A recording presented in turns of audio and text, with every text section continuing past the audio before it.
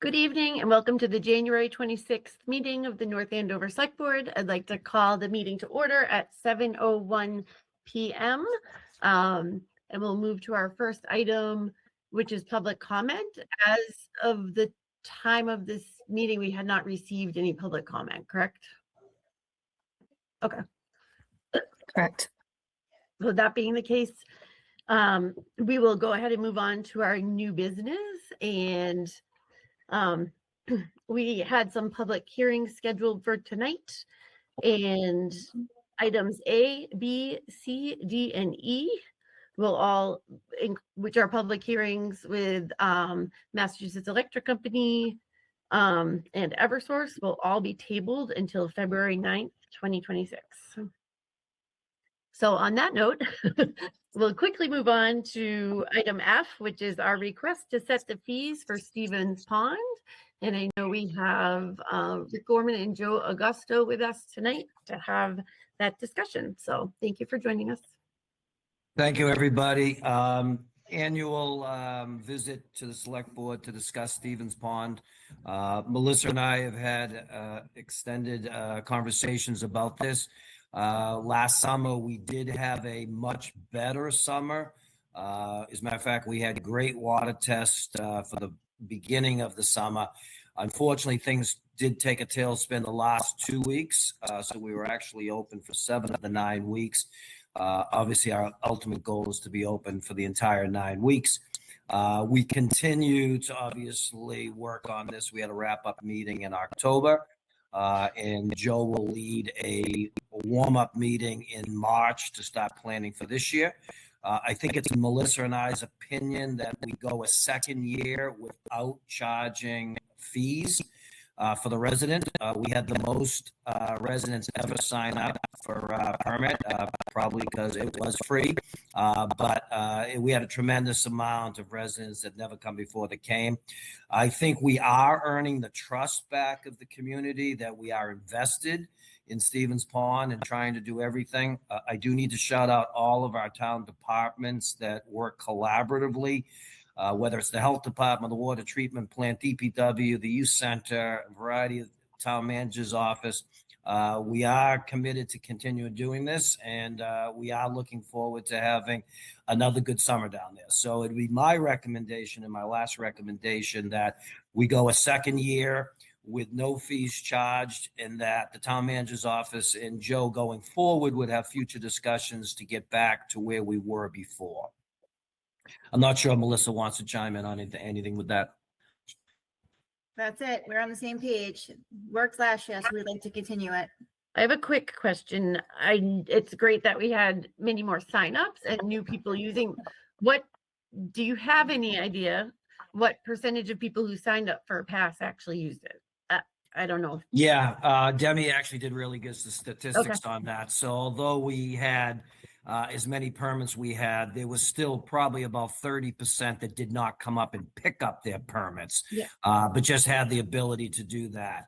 And in those first 5 weeks in particular, we were seeing a lot of new faces also. And a lot of that is some younger families, as well as our increased senior citizen population using the pond, which I think is another age group that I think gets lost in this a little bit. They don't have the ability to, a lot of them don't have ability to go out of town to a nice beach or whatever. So between our young kids and obviously our senior citizens, it was very well used. That's great news. Does anyone else have questions? I just have a quick question. I think it's great. I think that we absolutely should continue to offer this at no charge to the residents. But from a budget standpoint, Melissa, how does this impact? Do you see it? Was it not enough, excuse me, that we were collecting in fees to make an impact? Yeah, we weren't real. So we always were running in the red. The last couple of years, we ran anywhere between, depending on the year and how much we had to reimburse people, $10,000 to $25,000 in a deficit. It costs us $40,000 to $50,000 a year to run it.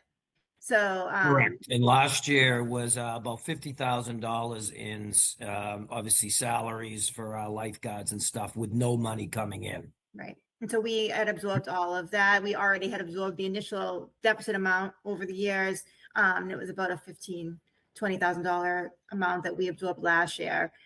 So impact wise on this year's budget, there really isn't one because we did it already. But it is more that we are covering through the general fund. Okay, thank you. And so it's just a line item that we add to the budget. Correct. Do we anticipate? I know it's only been 1 year of us doing this. Do we anticipate that if we continue this process, people may get a little bit used to it, and then all of a sudden the notion of trying to add fees back in may be really hard to swallow for a lot of folks? My personal opinion is I think we've done a really good job of PRing and telling people this was going to be a 1, maybe 2 year, and that we would be going back to it. So I think how we continue to spend the narrative is this is not something that's going to be the future plan where every year it's free. I think if we can do enough to explain that to people in the short term, I think the town's commitment, I think, has been very well thought of by our residents. But I don't think we should not forget to tell people that this will probably be the last year of being free permits. Great. Is Thank you. there a swimming lesson plan? You stole my So question. So at this point in time, we did not have swimming lessons last year. The reality was that we were looking to somewhat get out of the swimming lesson business. It was actually costing us more money. We tried to negotiate with the YMCA to work. They had some lifeguards swimming instructors that were going to be needing some hours last year because they were doing some pool work. That never came to fruition. They did in turn, offer some swimming lessons, but obviously swimming lessons at the Y are a lot more expensive than the swimming lessons here. Melissa and I have talked about that. I don't know if we want to get back to that. My personal opinion, and I know Rosemary's passionate about this, is what the swimming lessons are is basically making it doesn't really teach the kids how to swim. It actually gets them to at least be not fearful of going into the water. And there's something to be said about that. But people weren't coming out of the 4-week session learning how to necessarily swim. So I do think it's a discussion that the town manager's office and the youth department should continue to have for the future. Madam Chair, Yes. I read, like an editorial, but I don't know that it was truly an editorial, but that was telling the people that it is our responsibility, everyone's responsibility in a community, to make sure the kids learn how to swim because it could save their life and maybe, somebody else's life as well. So I thought it was fascinating because it came in a few weeks after we voted last year, and I thought, oh, somebody watched us, good. And I agree with that philosophy that my boys all learned to swim at Stevie's Pond and the Y, and I ended up with 2 lifeguards. So it was not such a bad thing for the town. Seems like you might be able to come up with some alternative solution for this that may not involve the pond or whatever. Creative minds will prevail. Exactly. We have a little time because it's rather cold out today, if you hadn't noticed. Just a little. So, okay. Any other discussion about the fees? I think we're all in good agreement. Okay. Thank you both. We're actually going to move on to item G, which is the request to use the town common for the children's shows and concerts, which is also your item. So please feel free to talk to us about that. Sure. So this is our annual request for, first of all, to have permission to run 8 children's shows and 9 Sunday night concerts on the Common. It's an annual request for approval by the select board to actually use it. And we're excited. We got to use the new stage the last part of the summer last year. So we're looking to again do that. Our children's show is set. We have 8 children's shows between the week after 4th of July till the end of July. And then we're in the process right now of scheduling the concerts. We try to bring back some of the more popular acts, move them in and out, as well as bringing in some new acts. So Joe and I actually hope to have that schedule completed this week. And obviously, we will continue to do a number of different things to for the line item for this. So obviously, there are things like our brook skating that goes to this. We have over the last 3 years built up a little bit of savings that we could survive 2 years without funding to make the children's shows and the concerts go. So we're in a good position with that. We just found out we received the cultural grant again this year. And then we do our traditional looking for some sponsorships in the springtime, whether it be business or residents, to help with that. So we're in very good financial state, and obviously we'll finalize the schedule. And once again, we're looking forward to having another great summer of children's shows and concerts. The rain date for the children's show, the rain site will be the North Andover Middle School. And we do not have a rain site for Sunday nights. What we try to do, if there is a cancellation, we try to reschedule it during the week. They're all fantastic and well attended and much loved events. So thank you all for that. Any other questions or comments about the events? Yeah. No, I agree with you, Madam Chair, and what you said, that people do love it. If you drive by the Common, you see it full on a Sunday night, and it's all fun. It's all great, and it brings community together.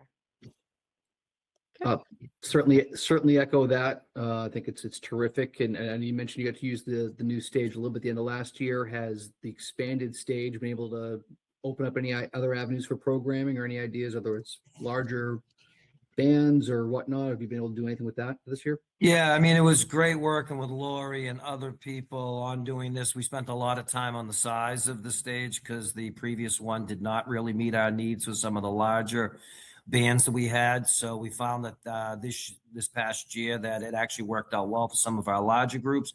And as Lori knows, we're also looking at other possibilities.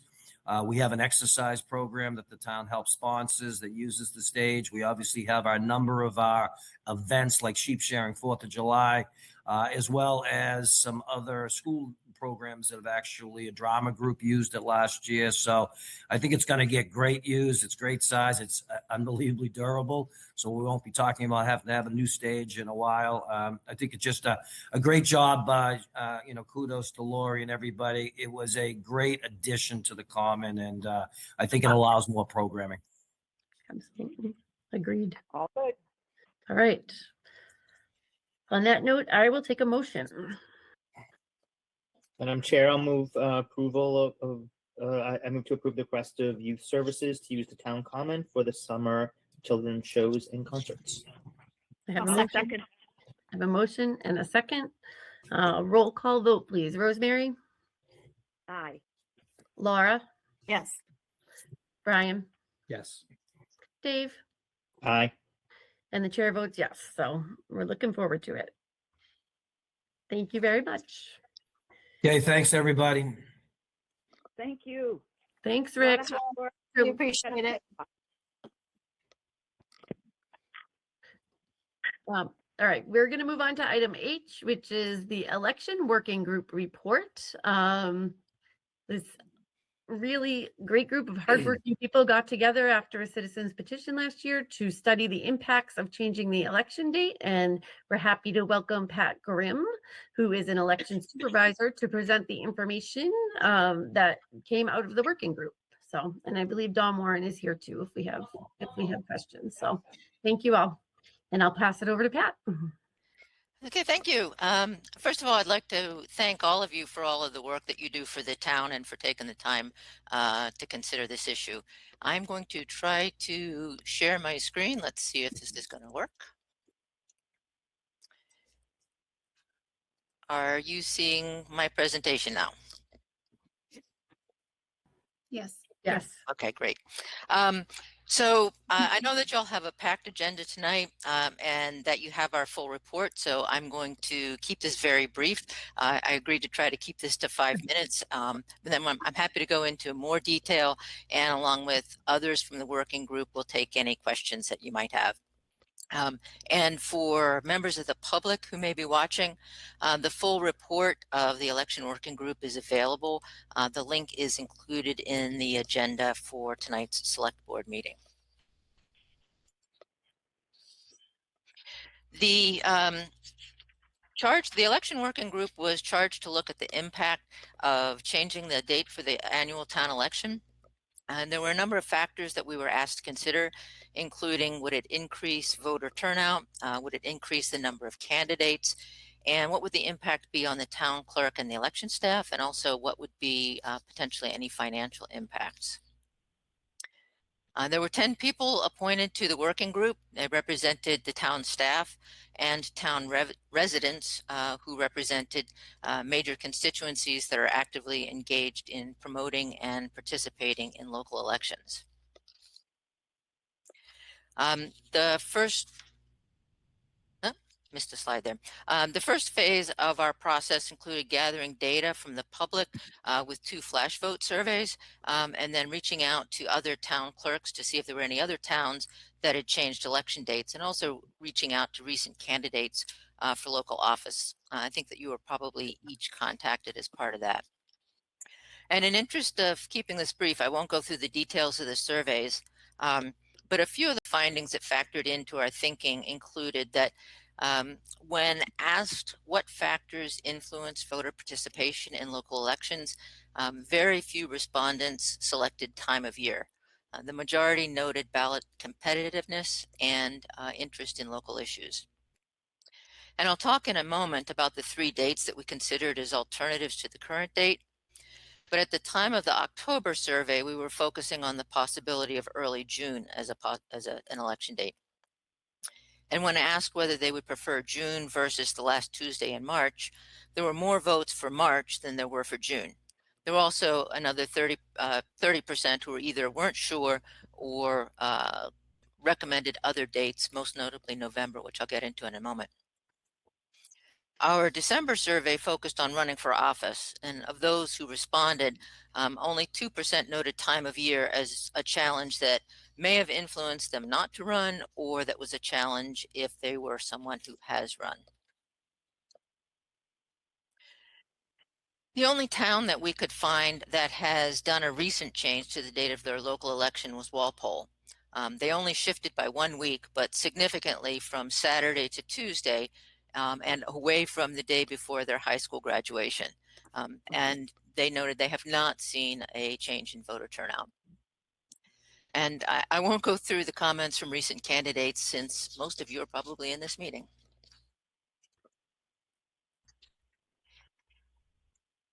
One of the factors that we were asked to consider was the impact on the town clerk and election staff.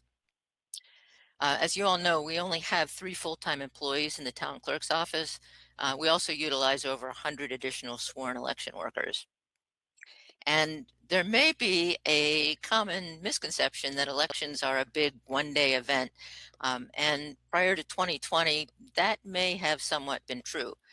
However, under Massachusetts law, we now have early voting in person and mail-in voting. And so election work is now a full-time operation for 6 to 8 weeks prior to each election. In presidential election years, there are actually only 7 weeks out of the entire year when the office of the town clerk isn't either running an election or preparing for town meeting. There were 3 dates that we looked into in detail. The last Tuesday in April, which was originally proposed as a citizen petition to last year's town meeting. And based on the problems with that date, including the potential that in the event of a recount, the results of the election might not be certified before town meeting, we looked at early June. And then based on a combination of suggestions in the survey and the significantly higher turnout that we have for November elections, also some outside research, we looked into the first week in November. Unfortunately, holding a local election on the same day as a state election turns out to be extremely complicated. This is known as a dual election, and voters would actually have to separately check in for each election, meaning you would have to check in twice if you wish to vote in both the state and the local election, and you would receive 2 ballots. We couldn't find any municipalities in Massachusetts who choose to do this. The municipalities that do have local elections in November do so only in odd-numbered years with either 2-year or 4-year terms. We did find substantial evidence, both from the outside research that we did, as well as by examining election turnout in comparable Massachusetts towns, that unfortunately low engagement in local elections isn't an issue unique to North Andover. Both the local survey results and the outside research suggest that efforts to increase voters' understanding of the roles of local elected officials, how to run and how to vote, are important in increasing engagement in local elections. But we did not find significant evidence that changing the date would increase engagement, with the possible exception perhaps of early November, but only in odd-numbered years. And that, of course, would require changing the terms of office of locally elected officials to 2, 4, or 6 years, and it mean that in even years there would be no election. So, with that, I will open it up to whatever questions you might have, and there are a few other members of the working group who are on this call tonight as well. I just want to start by expressing our appreciation. I know it was a really big undertaking, and I appreciate how seriously all of you took this and how much time and effort you put into it. So I just want to let you know that and thank you. So, and now we'll take comments or questions from the rest of the board. I'll echo Janice's praise for the working group. It is a tremendous amount of work, and we're very grateful for it, because I think obviously with our turnout and the almost uncontested nature of our recent elections, it's something that's worth studying and trying to find it. Moving the date may not be the answer, right? I am curious though, so with our setup of a kind of a quick ramp up from the day you're elected to you're sworn in to town meeting, did you do any kind of survey of kind of the existing conditions across Massachusetts? I know everyone has town meeting on a different date, but does their election cadence typically follow something similar to ours? Or do more towns do their elections after town meeting, in which case it ends up being a campaign event? I'm just curious if you guys study that at all, to see what the existing landscape looks like. We did look at several comparable towns, and it's interesting because we looked at their election dates and whether the elections were contested and how many officers were on the ballot. I don't think we included the offset between election and town meeting in that data gathering, though. I think Okay, we might you- have that information though, Dawn. At the very beginning, I think she did a spreadsheet with what the election date was and what the town meeting date was. Okay. So we do, I think we have the information if you wanted to see it.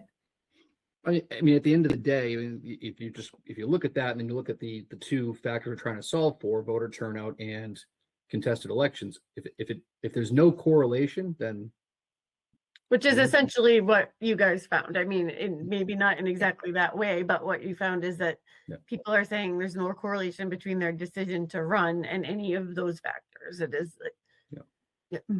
So, I mean, I'll just say anecdotally, in one town, we saw both 3% turnout and 36% turnout. So obviously it's something other than their election date.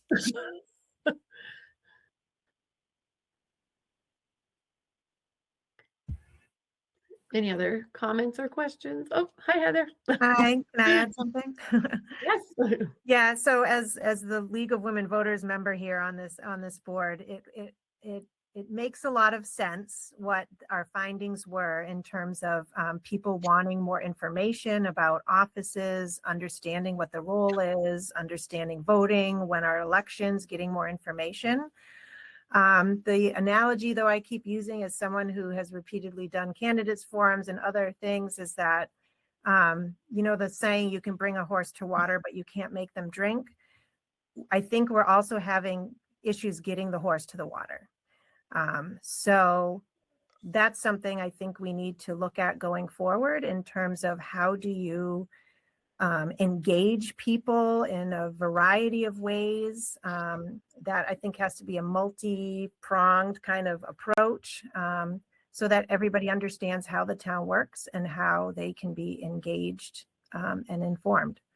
But that's hard. It's hard work. Heather, just to dig on that a little bit deeper, do you see that as something that is more on the candidates or more on the town in terms of, municipally pushing stuff out? What do you, what, I mean, I'm just curious what you see as the better solution. for that. I think it would be helpful for the town to kind of talk about a little bit more about how it works and what the roles are. I know Andover, because we've talked about this, has a whole like program you can go through as a citizen, which teaches you like what happens. You visit the public works, you go here, you talk to different people. So you have that like one-on-one experience. But at the end of the day, I feel like people are distracted. People are interested in a gazillion things and have lots going on in their lives. And as Pat was saying, unless there's a huge issue that's important to them or contested races with, varying candidates with different opinions, it's hard to get people to pay attention. And I'm not a communications person. Like we talked about that too. Does the town need a communications person just to kind of get information out to people in various ways? But I don't know. Yeah, it's a lot of work.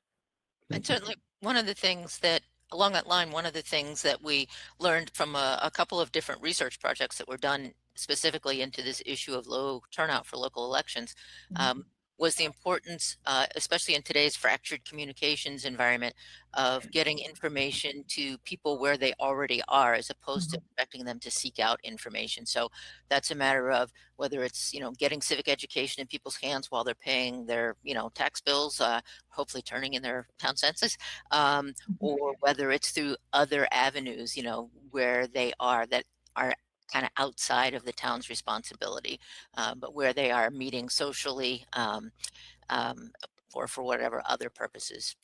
Yeah. Or it could be disseminated through different organizations that people are involved and engaged with.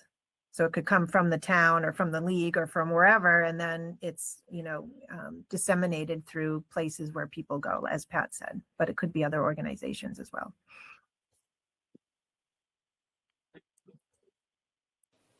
I just wanted to thank you guys for all your work as well. And I think that the biggest thing is the impact on the town clerk's office. And I think you guys highlighted that really well, and the fact that they only have 7 weeks that aren't part of an election when a presidential election occurs, and for 3 staff members, that's a big undertaking.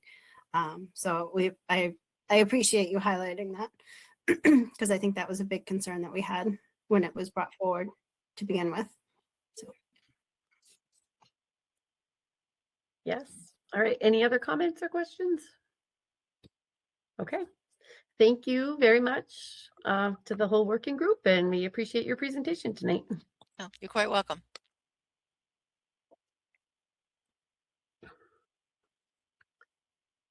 Okay. We are now going to vote to appoint a sufficient number of police details for elections. So something we do every year so that we will be staffed appropriately. I will take a motion. Madam Chair, Okay.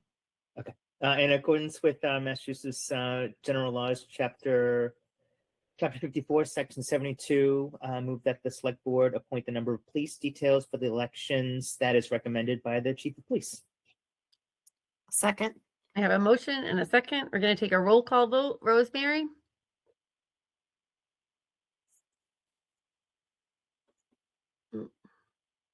Rosemary? Okay, we'll come back. Laura? Yes. I'm sorry. I hit the mute button by mistake. That's okay. Aye. I'm Okay. yelling aye.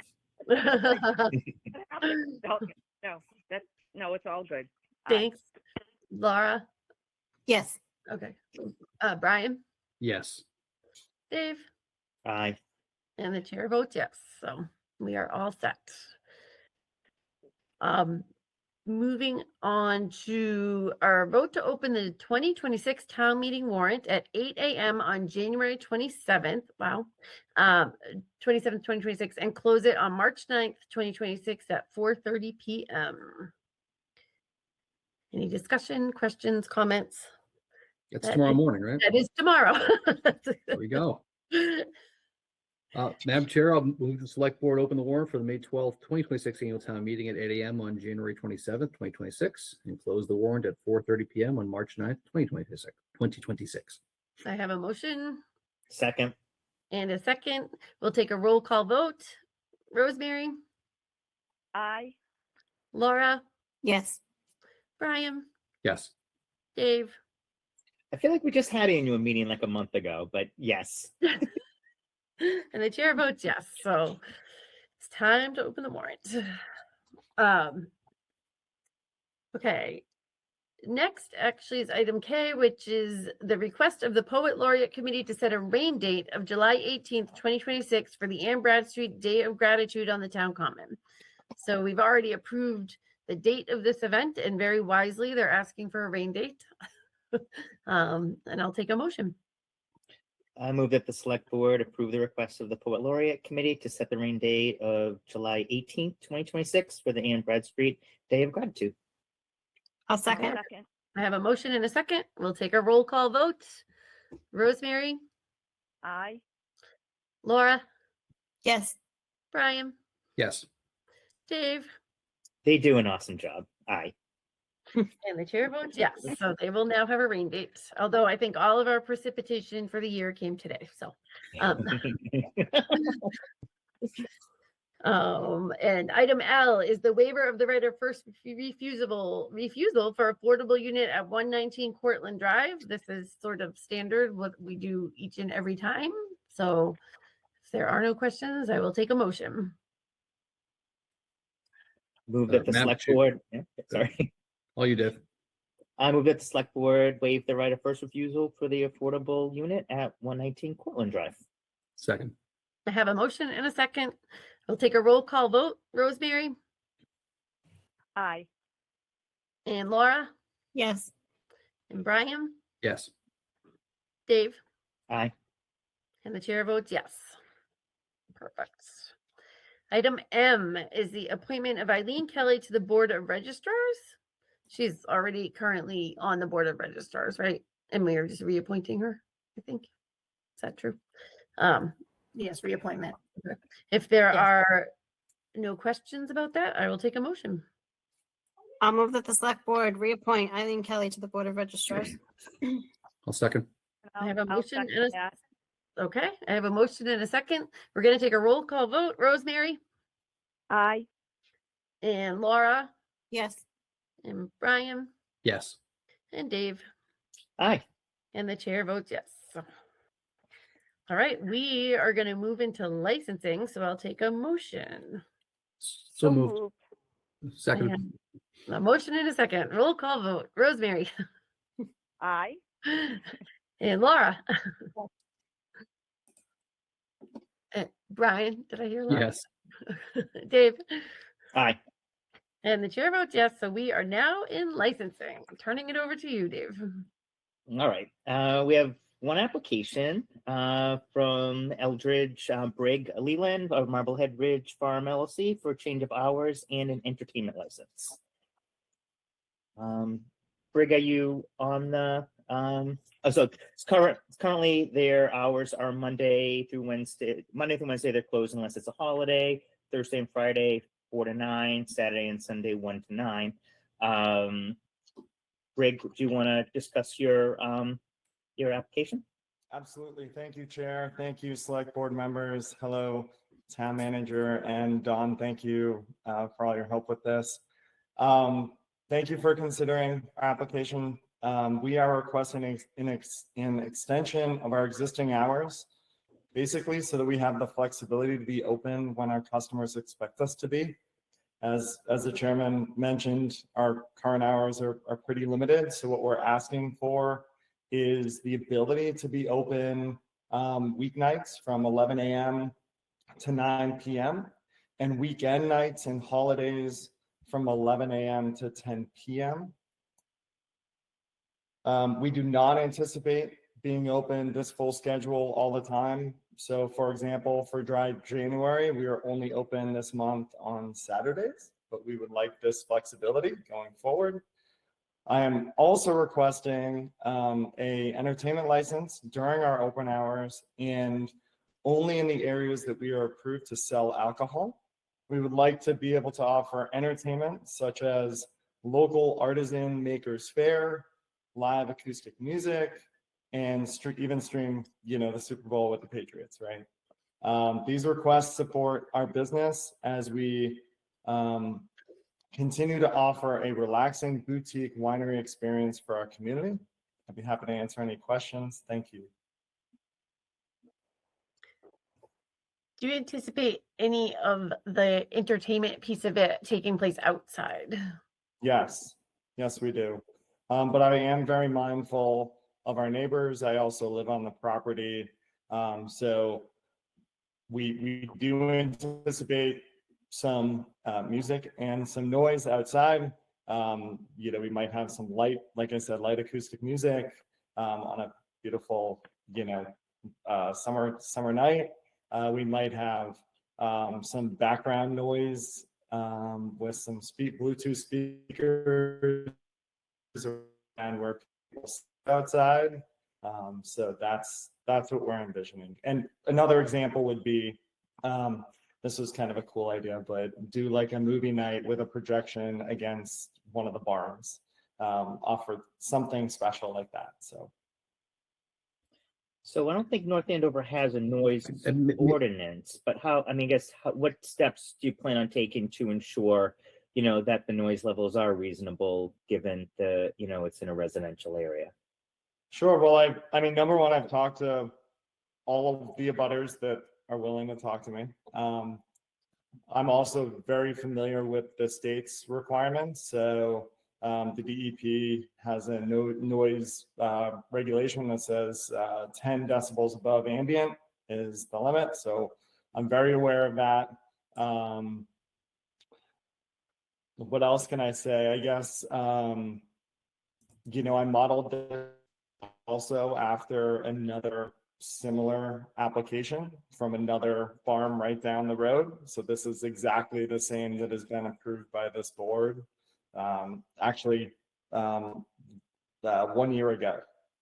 So I'm very thoughtful. Never had any complaints. I don't expect any complaints. I shouldn't say we've never had any complaints. We've had some communication with some of our butters, but yes. What type of complaints have you had in the past? The only feedback that we've gotten is that the orientation of our parked cars is in the wrong direction. So there was a 15-minute gap where customers got confused and parked in the wrong direction, and our team didn't catch it fast enough. And one of our abutters, who's actually a relative of mine, somehow took a picture and sent in a complaint, even though it was resolved within 15 minutes. So Madam Chair, the other farm that is similar to this does have similar hours. They do have some additional conditions though that perhaps we want to think about. So they hold their functions within a tent, and their entertainment license dictates where their dance floor is located, as well as where their music and amplifiers should be pointed in order to have the least amount of impact on the abutters. It also required, and I don't know if there'll be a tent here or not, but it also required some sound absorbing panels that were installed on the resident side. Brig, is there a tent on your site? There's no tent on our site.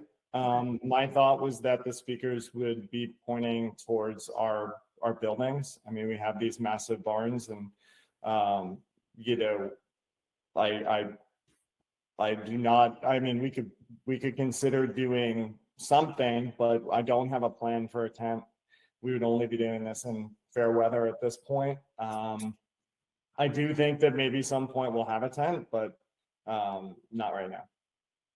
Okay, and a tent would have to go before the building official anyway, so the board would be alerted to that, so we would be able to talk about any sound absorbing panels, but maybe consider that you may want to condition just the direction in which music is flowing when you issue the license.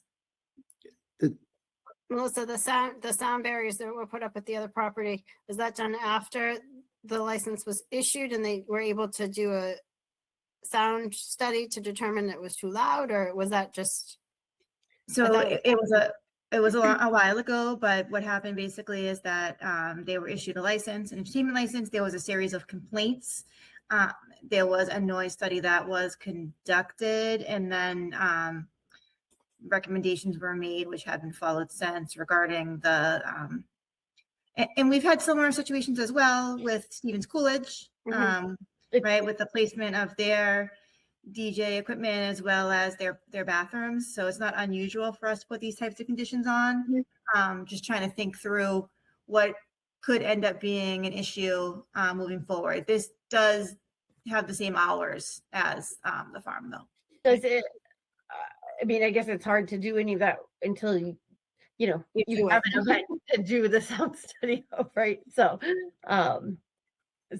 so certainly seems like If you don't mind me adding one more thing, I think that, the other property that you're referencing, town manager, is a place that does, has the same recurring entertainment. And so it makes sense to do, a sound study because they're having a DJ there, probably every weekend.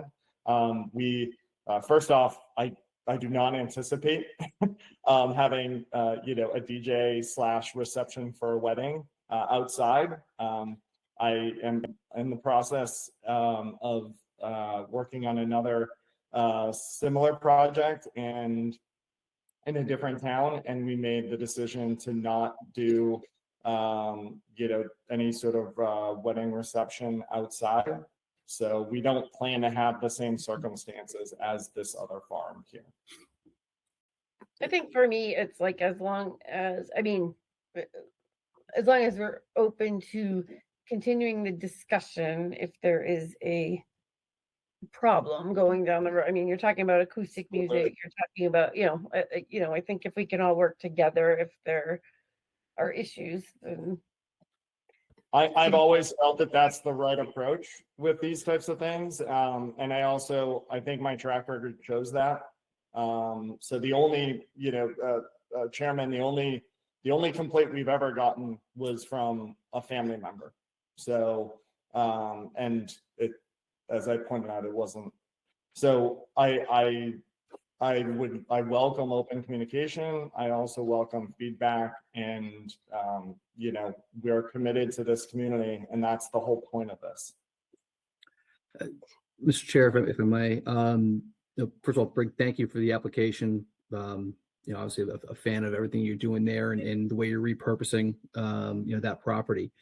I do think that this, has got to stand kind of on its own merits, a little bit different than the other application we put restrictions on. This is a much denser neighborhood. It's just the homes are just that much closer to it. I did have some technical questions though with regard to the application, and I'm not sure who's going to be able to answer these. So the entire parcel is your pouring permit area, which in theory, the entire parcel, which is a very uniquely shaped parcel, would be available for entertainment. How does that work with your neighbors, your butters, where you've got the driveway easement going through? Would we be able to perhaps make that a more predictable area as to where entertainment could take place? I think some of it's probably not even usable, but I just want to make sure that it's clear, because the way we may approve this, it could be for the entire parcel. Sure. I can tell you what, the reason why we licensed the entire parcel was because, I'm looking at this 10, 20, 50 years from now. So this is not meant to, I look at all of my applications like this as well, which to, other comments, like this is not a, let's make this as big as possible. Let's negatively impact the community. I know, Brian, I know that you guys all live in the community. You guys are right down the road. Like I know that. I also live here. Like you can come to my house and knock on my door if there's an issue, right?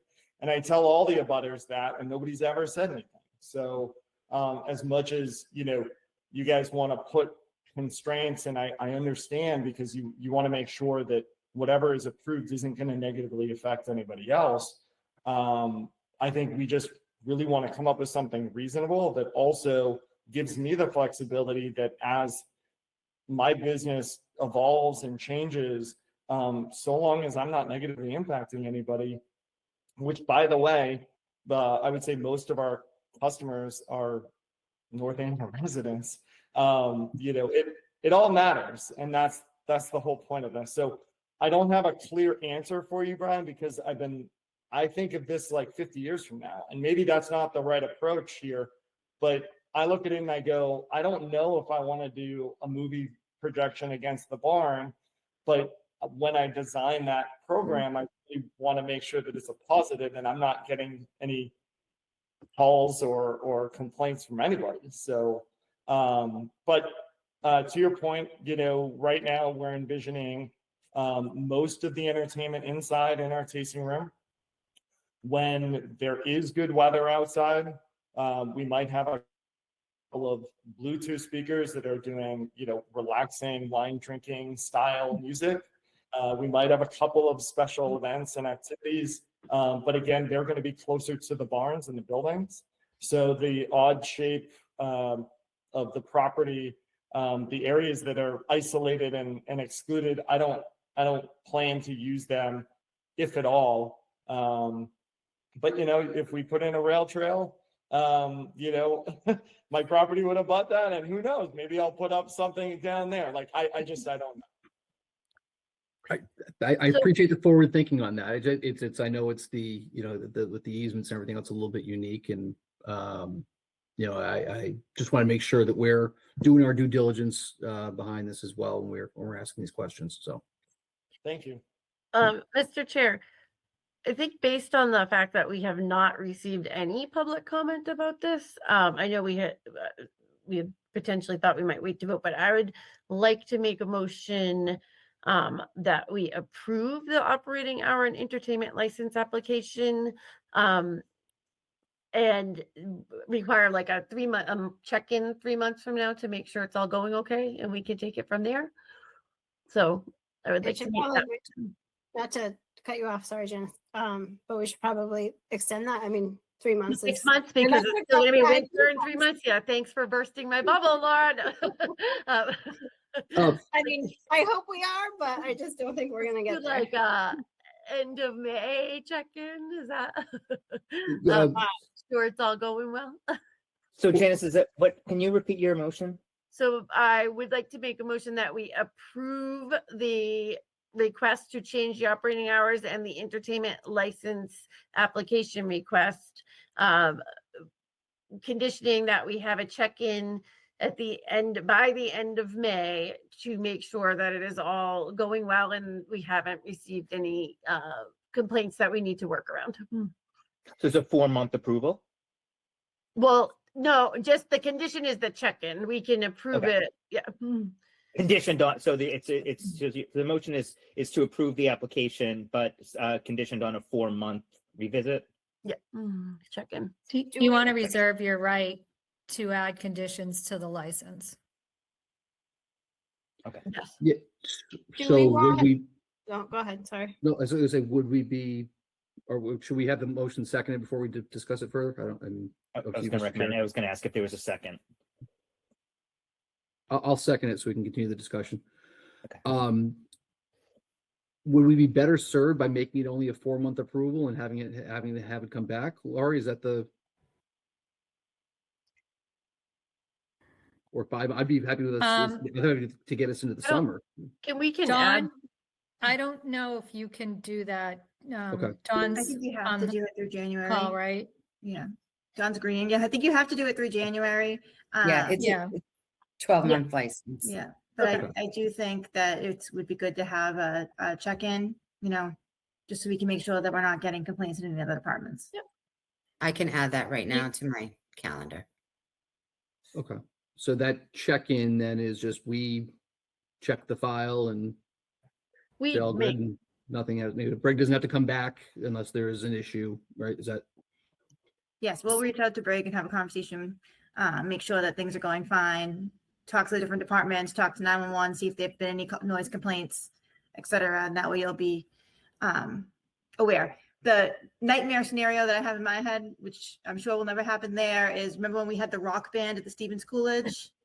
right? So it's an all entertainment license, so it can be anything. I And we don't think it's can- gonna have Metallica, but you never know. It did happen at Stevens Coolidge, so I just want to make sure we check in. Is there any benefit to having a plan attached to the license showing where the speakers go and sort of like what we've done in the past with Stevens Coolidge and I think Smolak too? I mean, I think there's a benefit to it. I think it would be helpful to know which way they're going to be facing. I think on the fly, that's very difficult for us to do tonight. And I'm happy to take that on with Brig as one of the conditions as well, that we'll meet on site with the health department and see where we think is the best case scenario for the speakers. So that would be part of the 4-month check-in? Yeah, Melissa? I think it would be a good idea for us to do that. And I don't think it's out of the ordinary of what we've asked other, Not at all.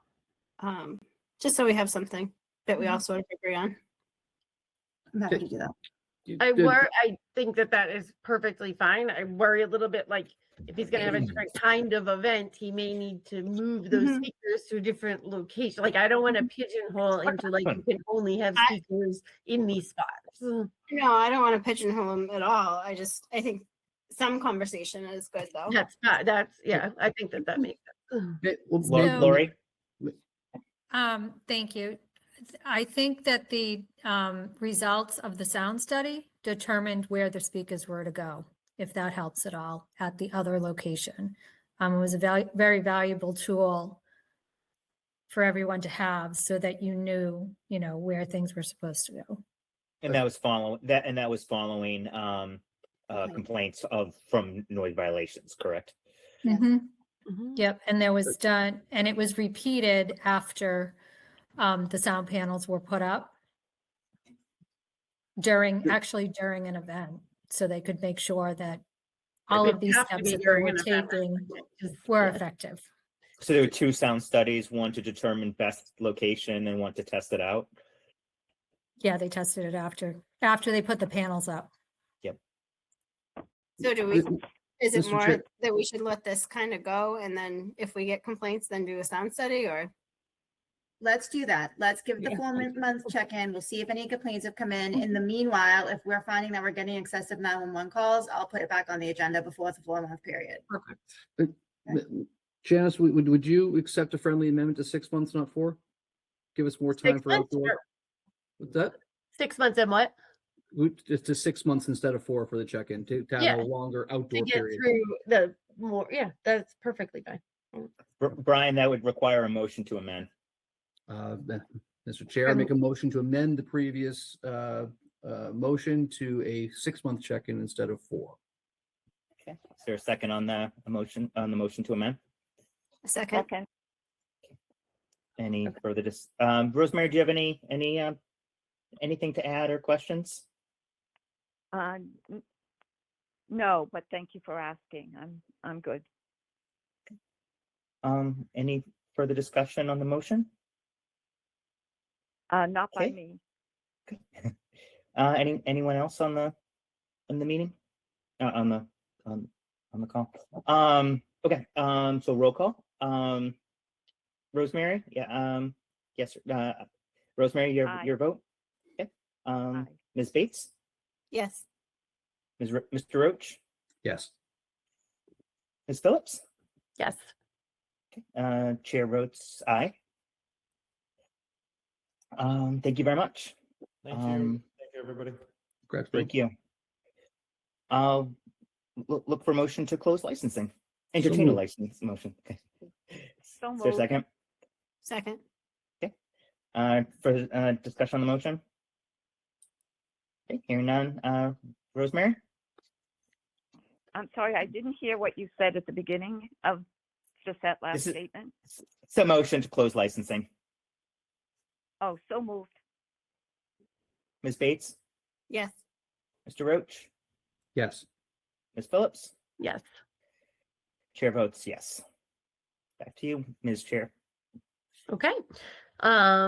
We are moving on to item V, which is our consent items. We have a whole bunch to accept a donation in the amount of $1,280 to the Festival Committee for Sheep Shearing, to accept donations in the amount of $300 to the festival committee in memory of Beth Davis, to accept donations to the festival committee from the North Andover Boosters Club in the amount of $600 for the Santa Parade, to accept a donation in the amount of $3,000 from Lowell 5 Bank, to accept a donation to the library from the Friends of the Stevens Memorial Library in the amount of $5,500 to support the library's spring programming, and to accept a donation from Ann Erickson in the amount of $30.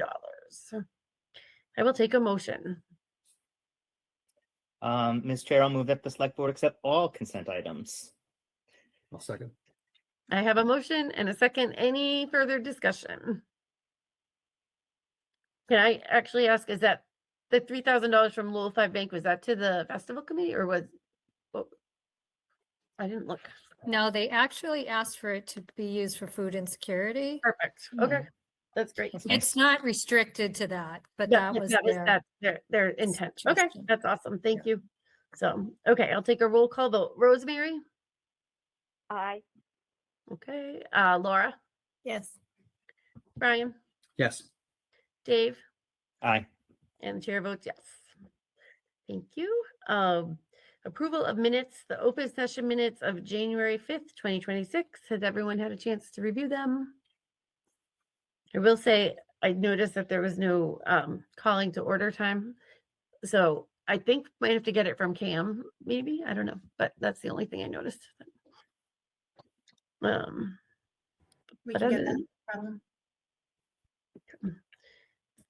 that is all I noticed. Any questions or comments? If not, I will take a motion. Move that the, sorry. Sorry, Dave. I'll move that the select board approve the open session minutes of January 5th, 2026 as presented. I'll I have second a that. motion and a second, and we'll take a roll call vote. Rosemary Aye. and Laura Yes. and Brian Yes. and Dave Aye. and chair votes yes. So fabulous. We'll move on to select board updates. I think we can all agree that we need to give a huge shout out to DPW and everybody else who's been involved in keeping our residents safe and helping with things that people have needed help with and keeping roads clear and all of the above. It's been a Herculean undertaking for the last, I don't know, seems like 6 days, but it's only been like 24 hours. But so and they did a great job. So that's certainly express our gratitude to everybody, including all of you who have been, running behind the scenes to make it all happen too. So, okay. Any other select board updates? Echoing what you said, I got a story from a resident today of her middle school age son was out shoveling a hydrant and having a difficult time with it. And one of our contractors actually stopped and helped them dig it out. And so I don't know if it was a town employee or a third party contractor, but it was just a great story, as if they don't have enough going on, working endless hours, not seeing their families. Just great work all around. And a reminder, shovel out your hydrants, please. Yes. Those you save could be yours. A lot of good lessons came from that, from him stopping and helping the young boy. So, Right. They definitely had 2 plows get stuck on my street today, and they all worked really well to get them extracted with heavy machinery. It was quite exciting. We don't see a lot of excitement over here, so appreciate those efforts. Anything else? If not, we'll pass it over to Melissa for the town manager's report. Thank you. I'll echo all those things as well. Exceptionally difficult circumstances that they're dealing with today. I don't think we remembered snow like this. It's been like a decade, right, since we've had it. And we're very thankful that people stayed home, and we're asking you to do so again tomorrow. The crews are back actually this evening. They were able to take a rest, but the snow is coming back down now. And they're out in the sidewalk plows trying to get the sidewalks ready. So school is closed tomorrow. Non-essential town buildings will be closed tomorrow as well. Trash is not delayed. Trash will be out at regular schedule. Please be patient. I'm assuming we're going to be running a little low, but no delay for tomorrow. So Monday's trash will be picked up tomorrow and so on for the week. CPC applications are due on the 30th. Just want to remind people about that. We have a lot of job postings right now available. We've had a bunch of retirements. So if people are interested in working for the town, I would encourage them to visit the town website. I did sign the first, I called it construction oriented. It was actually, I think, electrical service for the Recplex this week. And I was very excited when I approved it because it felt like we were making huge progress just by doing that.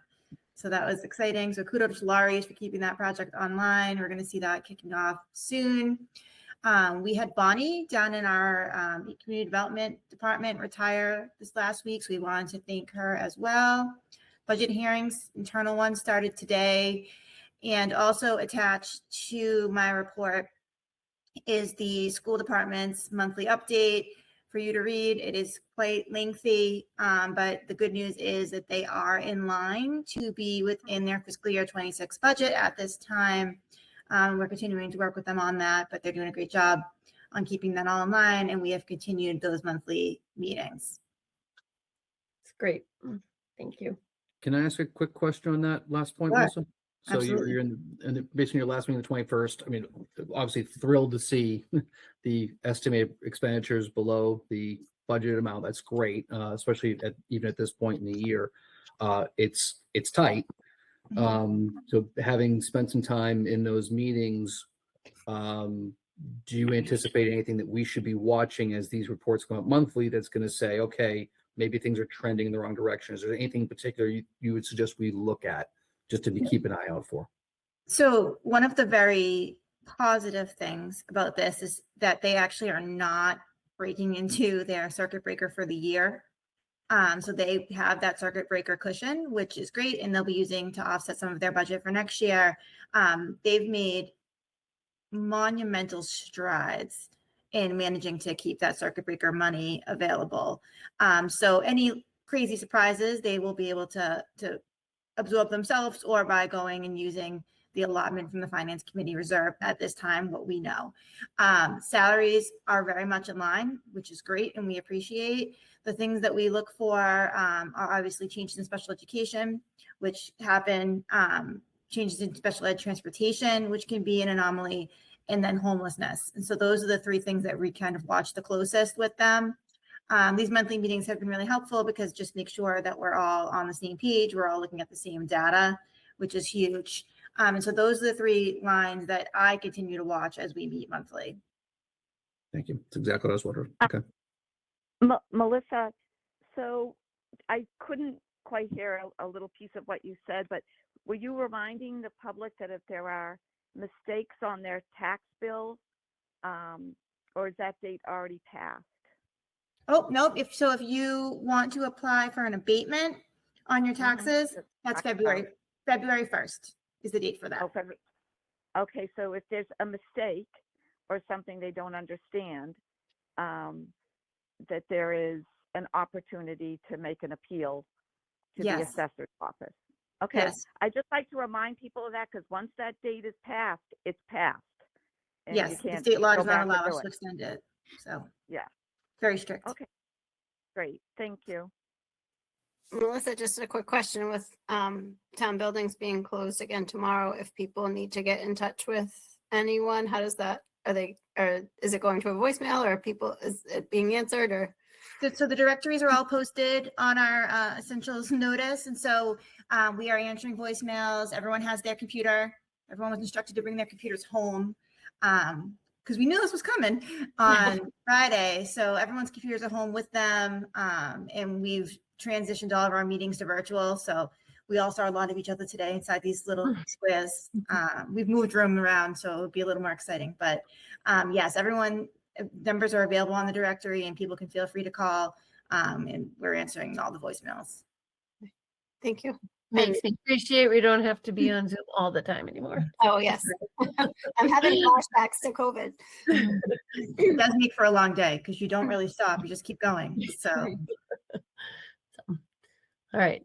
On that note, I will take a motion to adjourn. Next meeting date, February 9th, right? Yes, our next meeting is February 9th, which will be here before we know it. So, In and now I'll person take a that time. motion to adjourn. So moved. Second. I have a motion and a second. We're going to do roll call vote. Rosemary, Aye. Laura, Yes. Brian, Yes. Dave.